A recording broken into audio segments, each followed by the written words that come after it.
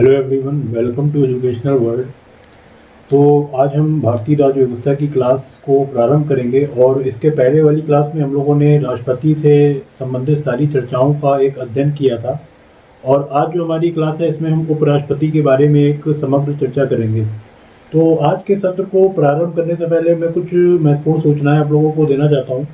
जैसा कि हम जानते हैं कि अभी हमारा जो संघ लोक आयोग की परीक्षाएं थी वो कोविड महामारी के दौर से रद्द कर दी गई थी। लेकिन अभी हालिया समय में जो हमारा यूपीपीसीएस की परीक्षा है उसको 24 अक्टूबर 2021 को जो है निर्धारित किया गया है। और हमारे चैनल के साथ कई ऐसे छात्र हैं जो इन सेवाओं की तैयारी कर रहे हैं और विभिन्न गाइडेंस प्रोग्राम जो है हमारे द्वारा भी चलाए जा रहे हैं। तो मेरा प्रयास यही है कि अब आप लोग जो है युद्ध स्तर पर अपनी तैयारी को प्रारंभ कर दें। और आयोग ने जो इसकी डेट है इसको फिक्स कर दिया है और ये जो डेट है प्रीलिम्स की 24 अक्टूबर 2021 है और 28 जनवरी 2022 को इसका मेंस है। तो जो लोगों ने फॉर्म भरा है वो भी अगर तैयारी करना चाहते हैं तो कर सकते हैं। और एजुकेशनल वर्ल्ड पर हमारा भारतीय अर्थव्यवस्था, भारत का इतिहास और जो है आपका करंट अफेयर्स और भारतीय राज्य व्यवस्था की समस्त क्लासेस को तो निरंतर गति से चली रही हैं। और उसके बाद अगर हम बात करें जो हमारा संघ लोक सेवा आयोग है उसकी भी परीक्षा की तिथि जारी हो गई है, जिसका नोटिफिकेशन काफ़ी पहले आ गया था और हमारा जो टेलीग्राम का ग्रुप है उसमें भी इसका लिंक वगैरह भी साझा कर दिया गया था। उसकी तिथि हमारी 10 अक्टूबर 2021 है। और अभी जो समीक्षा अधिकारी का एग्ज़ाम होना है उसकी तिथि भी हमारी 5 दिसंबर 2021 को निर्धारित करी गई है। तो अब जो है आप लोग आलस प्रमाद को छोड़कर अपनी तैयारी को धारदार बनाइए। और मेरा यही प्रयास है और यही आपको शुभकामनाएं कि आप जो भी तैयारी कर रहे हैं इसमें सफल हों। तो चलिए आज की अपनी विषय वस्तु को प्रारंभ करते हैं। उपराष्ट्रपति जी की बात करते हैं। तो देखिए, उपराष्ट्रपति जो है हमारा, अगर हम एक जनरल बात करें तो ब्रिटेन में अगर उपराष्ट्रपति पद की व्यवस्था है तो यहाँ पर भी भारत में भी होती है। और जो हमारे उपराष्ट्रपति हैं ये हमारे जो राज्यसभा हैं इसके पदेन अध्यक्ष भी होते हैं। बाकी कुछ और महत्वपूर्ण तथ्य हैं, जैसे अगर हम बात करें तो अगर हमारा राष्ट्रपति पद बाई चांस खाली हो जाता है तो उस दौर पर जो हमारा उपराष्ट्रपति है वो 6 महीने के अंतर्गत उस पद को संभाल लेगा। लेकिन 6 माह के बाद फिर से पुनः निर्वाचन प्रक्रिया को प्रारंभ करके फिर उसको नया राष्ट्रपति अपने पद को संभालेगा। और अगर हम बात करें तो संवैधानिक अनुच्छेद की, तो संविधान के अनुच्छेद में जो हमारा अनुच्छेद नंबर 63 है ये हमें उपराष्ट्रपति के बारे में प्रावधानित करता है।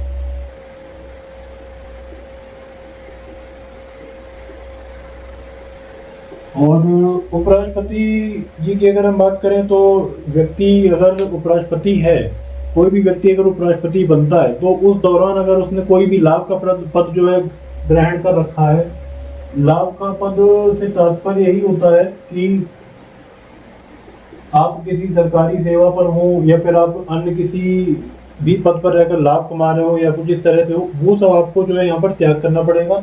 उसके बाद ही जो है आप लोग उपराष्ट्रपति के पद को ग्रहण कर पाएंगे चुनाव के बाद। अब बात करते हैं, अगर हम सबसे पहली बात करें कि हमारे सर्वप्रथम उपराष्ट्रपति कौन थे,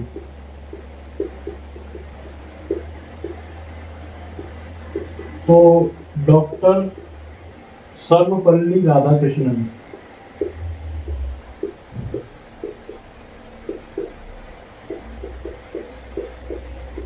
ये हमारे सर्वप्रथम उपराष्ट्रपति थे और ये पूछा भी जाता है एग्जाम में। उसके बाद बात करते हैं कि जो हमारे 2 बार ऐसे एक ये भी क्वेश्चन आता है कि अभी तक कौन से ऐसे व्यक्ति हैं जो 2 बार उपराष्ट्रपति बने हैं। तो एक तो हमारे यही है डॉक्टर सर्वपल्ली राधाकृष्णन जी हैं और एक हमारे हैं हामिद अंसारी साहब।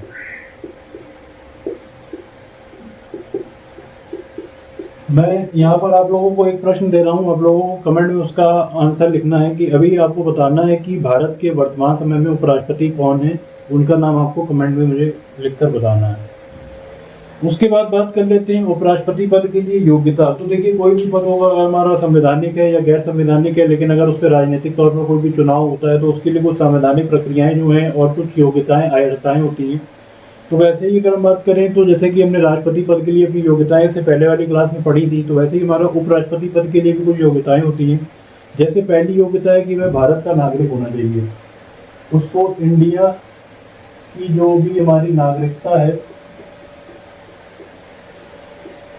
वो ग्रहण करनी चाहिए। पहली शर्त हमारी ये होती है। दूसरी होती है कि उसकी जो आयु है, आयु सीमा है यहाँ पर 35 वर्ष। या तो व्यक्ति 35 वर्ष का हो या तो उससे कम का ना हो, उससे ज़्यादा का हो तो चलेगा। उसके बाद है कि राज्यसभा सदस्य बनने के लिए कोई उसमें योग्यता होनी चाहिए। तो राज्यसभा का सदस्य भी वो रह चुका हो, या फिर राज्यसभा का सदस्य, क्योंकि ये काफ़ी ज़रूरी रहता है उपराष्ट्रपति बनने के बाद। तो इस तरह से जो हमारा उपराष्ट्रपति है इसकी कुछ पदावधि भी होती है। पदावधि की बात करें तो जैसे उपराष्ट्रपति जिस दिन पद ग्रहण करेगा उस तिथि से 5 वर्ष के दौरान वो अपना कार्यकाल जो है उसका स्टार्ट होता है। तो ये भी काफ़ी महत्वपूर्ण है। आपको ये भी पता होना चाहिए कि जो हमारे उपराष्ट्रपति हैं उनका कार्यकाल 5 वर्ष का होता है। और एक महत्वपूर्ण बिंदु और है कि उपराष्ट्रपति अपनी कार्यवधि के समापन के पश्चात ही तब तक अपने पद पर बना रहेगा जब तक उत्तराधिकारी अपना पद ग्रहण नहीं करता।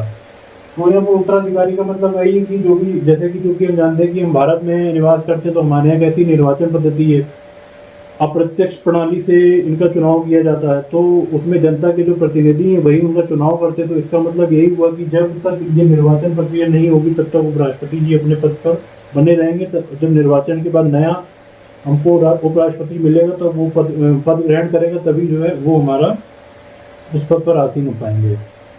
तो ये कुछ महत्वपूर्ण तथ्य थे जिसमें हम लोगों ने देखा। और अब अगर थोड़ा सा हम यहाँ पर बात करें उपराष्ट्रपति की शक्तियों के बारे में, तो देखिए जो शक्तियाँ हैं, शक्तियों का सबसे पहला तो यही है कि उपराष्ट्रपति राष्ट्रपति के कर्तव्यों का निर्वहन करते समय राज्यसभा के कर्तव्यों का पालन नहीं करता है तथा सभापति के समय समय पर लाभ भत्ते आदि का हकदार भी नहीं होता है। तो इस पर भी काफ़ी ये भी गहमा गहमी में ये मुद्दा भी था। और इसमें अगर हम देखें थोड़ा सा कि इसके अतिरिक्त राष्ट्रपति की मृत्यु, पद त्याग, महाभियोग, बीमारी, अनुपस्थिति इत्यादि अवस्थाओं में राष्ट्रपति के स्थान पर राष्ट्रपति के कार्यों का निर्वहन उपराष्ट्रपति ही करता है। तो जैसा हम जानते हैं कि एक पूरी की पूरी, आप लोगों ने कभी देखा होगा जो हमारा राज्यसभा टीवी पे या फिर कहीं पर भी लाइव जो हमारा लोकसभा या फिर राज्यसभा का एक प्रश्नकाल चलता है, तो उसमें एक प्रथा होती है कि जो हमारा स्पीकर का पद होता है वो कभी खाली नहीं होगा। उसमें लिस्ट बनी है, अगर वो अवेलेबल नहीं है तो उससे थोड़ा सा कम सीनियर व्यक्ति होगा, फिर कम सीनियर व्यक्ति होगा, ऐसे कोई ना कोई व्यक्ति जो है उस पद पर आसीन रहेगा। और जो हमारी लोकसभा या फिर राज्यसभा की कार्यवाही है वो त्वरित रूप से निरंतर आपात गति से चलती रहेगी। तो यही इसमें बताया गया है। और आप सबको पता ही है कि जो हमारे उपराष्ट्रपति होते हैं वो राज्यसभा के पदेन अधिकारी भी होते हैं, और उन्हीं के निर्देशन पर जो है राज्यसभा का कार्य जो है उसको किया जाता है। तो आज की वीडियो को यहीं पर विराम देते हैं। पॉलिटिक्स की अगली वीडियो में मिलेंगे एक नए टॉपिक के साथ। तब तक आभार आपका। जय हिंद।